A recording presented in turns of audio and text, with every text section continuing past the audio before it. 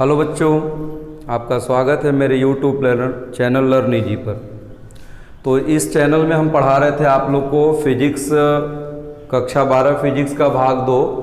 उसमें आगे का वीडियो है, अब स्टार्ट करेंगे गोलीय दर्पण स्फेरिकल मिरर। गोलीय दर्पण है क्या? जैसे सपोज मान लेते हैं ये एक कांच का खोखला गोला है, ये कांच का एक गोला है। अब इस गोले को हम बीच में से काट दें, तो इस गोले को अगर बीच में से काटोगे तो इसका दो भाग होगा, एक भाग ये हो गया और दूसरा भाग ये हो गया, दो भाग अलग अलग हो गए। सपोज मान लेते हैं ये पूरा कांच का खोखला गोला है, ये आपका कांच का खोखला गोला। तो कांच के खोखले गोले को हम काट दें, तो काटेंगे तो इसके ये दो भाग हो गए। अगर कांच के कटे खोखले गोले जिसके एक साइड, अब इसको अगर काट दोगे तो दो भाग हो जाएगा, इसका ये भाग हो जाएगा उभरा तल और ये नीचे वाला भाग हो जाएगा दबा तल। ठीक है, सेम इसमें अब ये भाग क्या हो जाएगा, इसका उभरा तल और ये भाग हो जाएगा दबा तल। सिंपल है, समझिएगा ध्यान से। अगर कांच के खोखले गोले का कटा वह भाग जिसके एक भाग पर पारे की कलई, एक भाग पर हम क्या करें, पारे की कलई कर दें और लाल ऑक्साइड का पेंट कर दें। पारे की कलई करें और लाल ऑक्साइड का पेंट करें, जबकि दूसरा भाग किसका काम करे, परावर्तक तल का।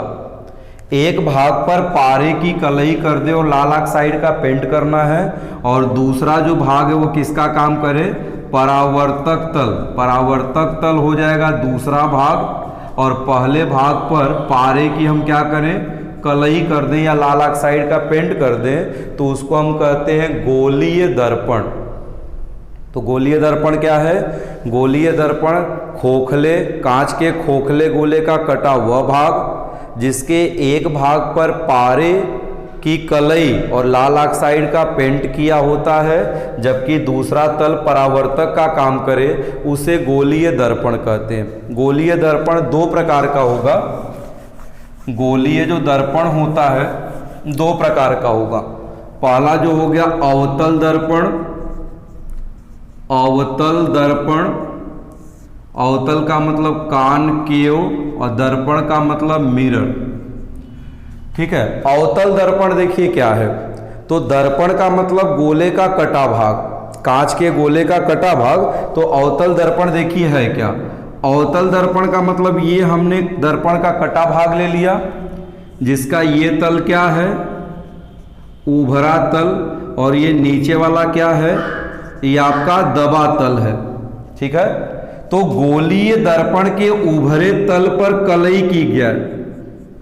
ये हमने क्या कर दिया, उभरा वाला जो तल है इस पर हमने कलई कर दी, और जो दबा हुआ तल है वो किसका काम करे, परावर्तक तल।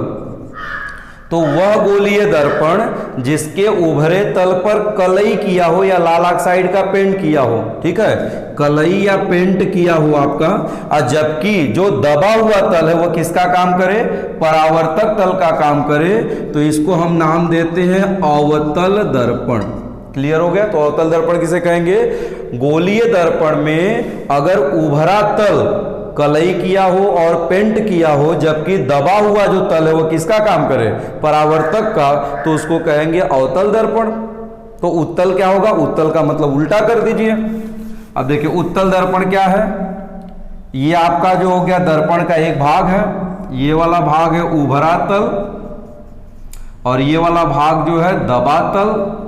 अब दबे हुए तल पर हम क्या कर दिए, पेंट कर दिए। दबा हुआ तल पे हमने कलई या पेंट किया है, ठीक है, और ये उभरा जो तल है किसका काम करे, परावर्तक। उभरा जो तल है वो परावर्तक तल का काम करे, तब ये कहलाएगा उत्तल दर्पण। तब ये दूसरा दर्पण क्या हो जाएगा आपको, ये उत्तल दर्पण है। उत्तल दर्पण का मतलब कॉन्वेक्स मिरर। तो एकदम आप लोग भूलोगे नहीं। अवतल दर्पण किसे कहेंगे, वह दर्पण जिसका उभरा तल कलई किया हो, दबा तल परावर्तक हो, और उत्तल दर्पण किसे कहेंगे? वह दर्पण जिसका दबा तल कलई हो या पेंटेड हो, और जबकि उभरा हुआ तल किसका काम करे? परावर्तक का, तो उसको कहेंगे उत्तल दर्पण। इसको आप नोट कर लीजिए। अब देखिए गोलीय जो दर्पण है उसमें कुछ आपको डिफिनीशन क्लियर करना है। डिफिनीशन क्लियर ये करना है, जैसे सपोज दैट ये आपका एक दर्पण है। अब इस दर्पण में ये बाहर वाला तल हमने क्या कर दिया? कलई।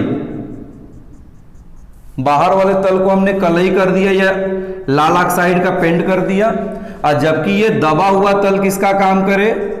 परावर्तक तल। तो क्लियर हो जाएगा कैसा दर्पण होगा?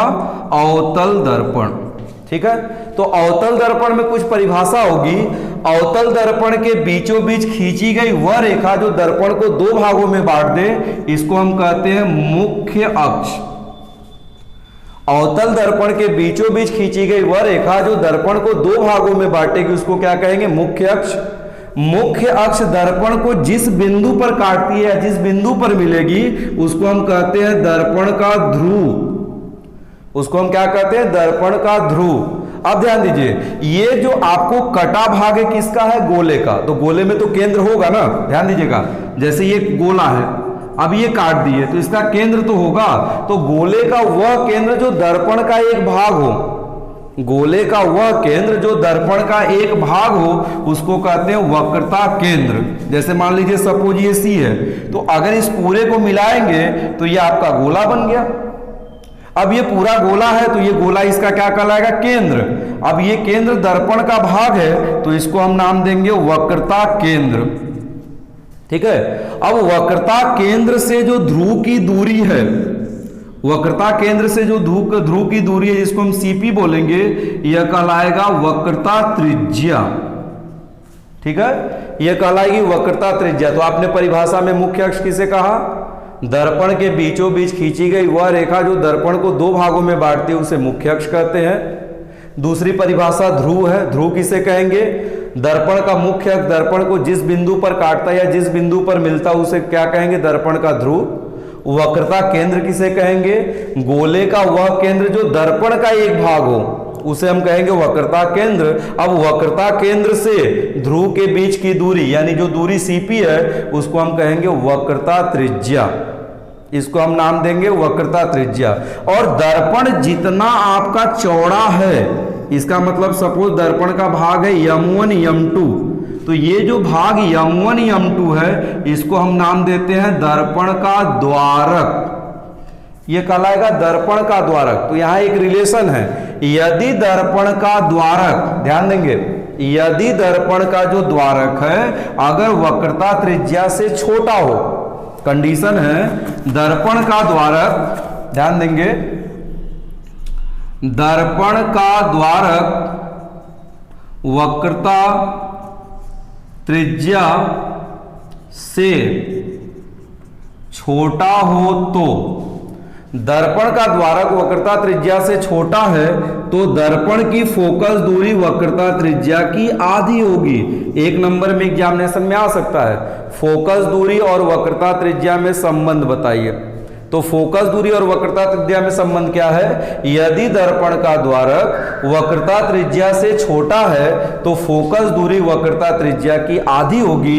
इसका मतलब त्रिज्या फोकस दूरी का 2 गुना। कारण भी सही है क्योंकि द्वारक छोटा है, त्रिज्या बड़ी है। जैसे ये दर्पण है, छोटा ले लिए, ठीक है। अब इसकी त्रिज्या देखिए बड़ी है, ये आपको C हो गया, ये आपको P हो गया। द्वारक है M1 M2, तो डायग्राम में देखिए ये जो CP है इस द्वारक से बड़ा है। तो जब दर्पण का द्वारक वक्रता त्रिज्या से क्या हो? छोटा हो, तो इस कंडीशन में फोकस दूरी वक्रता त्रिज्या की आधी होगी। तो आपने क्या सीखा? आपको दर्पण के बारे में बताया। दर्पण क्या है? कांच के खोखले गोले का कटा भाग जिसके एक भाग पर पारे की कलई और लाल ऑक्साइड का पेंट होता है, जबकि दूसरा भाग क्या हो? परावर्तक। तो उसको कहते हैं गोलीय दर्पण। गोलीय दर्पण क्या प्रकार का? 2 प्रकार का, अवतल दर्पण और दूसरा होता उत्तल दर्पण। अवतल दर्पण किसे कहेंगे? वह दर्पण जिसका उभरा भाग कलई हो और दबा हुआ भाग किसका काम करे, परावर्तक का। ये जो अंदर वाला भाग है ये परावर्तक तल का काम करेगा, तो उसको कहेंगे अवतल दर्पण। अब इसका उल्टा कर दीजिए, उल्टा में क्या होगा, उभरा हुआ जो भाग है, उभरा हुआ भाग जो वो किसका काम करे, परावर्तक, और जो दबा हुआ भाग है उस पर कलई हो, इसको हम कहेंगे क्या आपको, उत्तल दर्पण। इसमें हम कुछ परिभाषा आप लोगों को बताए। मुख्य अक्ष क्या होता है, दर्पण के बीचों बीच खींची गई वह रेखा जो दर्पण को दो भागों में बांटे उसको मुख्य अक्ष कहते हैं। ध्रुव क्या है, मुख्य अक्ष दर्पण को जिस बिंदु पर काटता है या जिस बिंदु पर मिलता है उसे ध्रुव कहते हैं। वक्रता त्रिज्या, केंद्र क्या है, मतलब वक्रता केंद्र, गोले का वह केंद्र जो दर्पण का एक भाग होता है उसको वक्रता केंद्र बोलते हैं। चौथी पांचवी परिभाषा है वक्रता त्रिज्या, वक्रता केंद्र से ध्रुव के बीच की दूरी यानी सीपी जो है वक्रता त्रिज्या कहलाएगी। ठीक है, द्वारक इसे कहेंगे, M1 M2 जो है दर्पण का द्वारक है। इसमें रिलेशन है, अगर दर्पण का द्वारक वक्रता त्रिज्या से छोटा है तो उस कंडीशन में, तभी ये कंडीशन लागू होगा, दर्पण का द्वारक वक्रता त्रिज्या से छोटा है तो फोकस दूरी त्रिज्या की आधी होगी, यानी R बराबर 2EF। नोट कर लें इसको।